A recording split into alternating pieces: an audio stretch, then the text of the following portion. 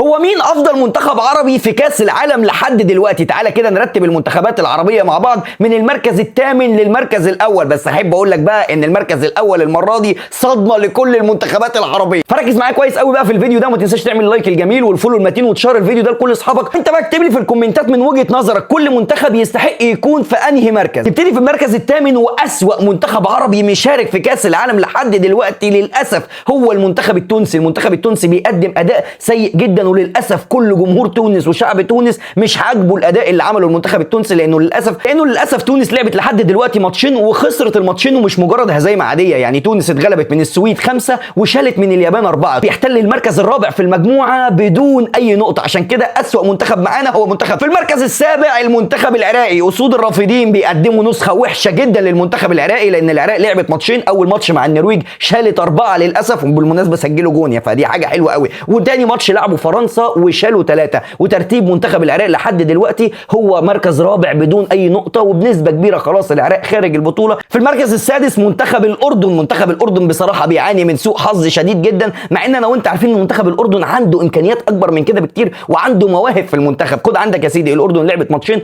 خسرت من النمسا 3 وسجلوا هدف، وبالمناسبه الهدف ده مش هدف عادي، لان ده اول هدف للمنتخب الاردني في كاس العالم. بعدها لعبوا المنتخب الجزائري وكانت بصراحه هزيمه ثقيله جدا، لانها من منتخب عربي زيه زيك، وبنسبه كبيره خلاص المنتخب الاردني بيودع كاس العالم. اما في المركز الخامس معانا هو المنتخب القطري. العنابي عمل بدايه موفقه وعمل بدايه مبشره لما تعادل مع سويسرا في اللحظات الاخيره وقدر يحافظ على نقطه ثمينه، ولكن للاسف كانت المفاجاه الكبيره واكبر هزيمه للمنتخبات العربيه في بطوله كاس العالم لحد دلوقتي كانت على حساب المنتخب القطري، لما المنتخب القطري شال من كندا 6-0 باداء اسوا ونتيجه ما فيش اسوا من كده. وللاسف المنتخب القطري عنده فرصه صعبه جدا للصعود، لانه هيواجه منتخب البوسنه. على فكره منتخب البوسنه مش سهل خالص، لازم يفوز عليه، وفي الحاله دي ممكن منتخب قطر يصعد احسن توالت. اما المركز الرابع معانا فمن نصيب الاخضر السعودي برضو منتخب السعوديه. ابتدى بدايه مبشره وقلنا خلاص السعوديه بتتعادل مع اوروجواي وعملت ماتش جامد قوي، ولكن المنتخب السعودي بيقع قدام المنتخب الاسباني بهزيمه ثقيله جدا 4 اهداف.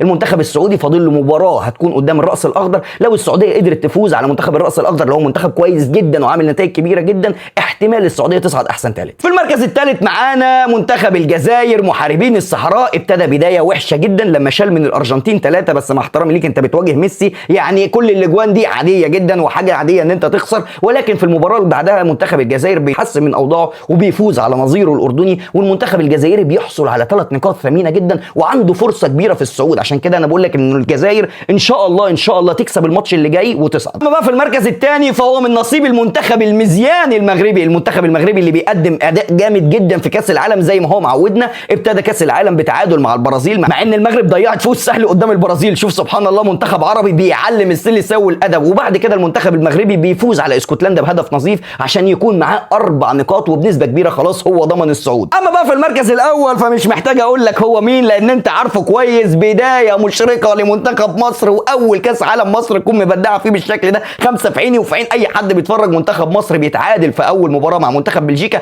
باداء قوي وشهاده جميله جدا من كل الناس ان منتخب مصر كان يقدر يكسب. اما بقى بالنسبه للمباراه بعدها طحنا الزبده النيوزيلندي 3، واكبر فوز للمنتخب عربي في كاس العالم لحد دلوقتي. وبالمناسبه منتخب مصر متصدر المجموعه، عشان ما يجيش حد يقول لي انت قلت مصر في المركز الاول عشان انت متحيز لبلدك. لا، انا بكلمك بالارقام، بكلمك بالنقط، بكلمك بترتيب المجموعات، وبنسبه كبيره خلاص مصر حطت رجل خلاص وصعدت من دور المجموعات. انت بقى اكتب لي في الكومنتات من وجهه نظرك، شايف مين من 8 منتخبات عربيه اللي انا قلت لك عليهم يستاهل يكون افضل منتخب في كاس العالم لحد دلوقتي؟ اكتب لي بسرعه.